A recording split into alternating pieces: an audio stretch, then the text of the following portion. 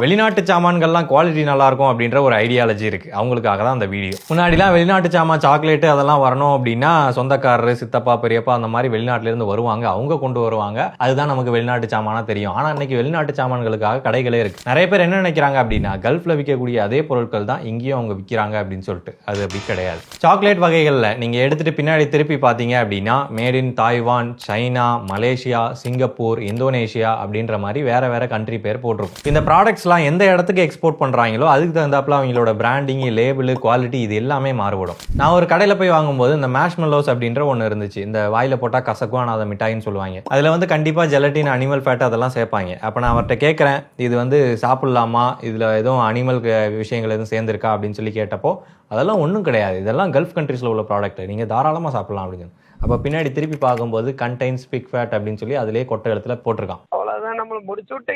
And அது Taiwan product. அப்ப நான் அவர்கிட்ட சொன்னேன், பின்னாடி பாருங்க பாய் பிக் ஃபேட்னு போட்டிருக்கு அப்படின்னு சொன்னதுக்கு அப்புறமா ஓ அப்படியா, அதுவே அவருக்கு அப்பதான் தெரியுது. ஒரு அசிங்கமாய் போச்சு குமார். அடுத்த தடவை வாங்கும்போது அது எந்த கண்ட்ரியில தயாரிக்கப்பட்டது அப்படின்றத பார்த்து வாங்குங்க.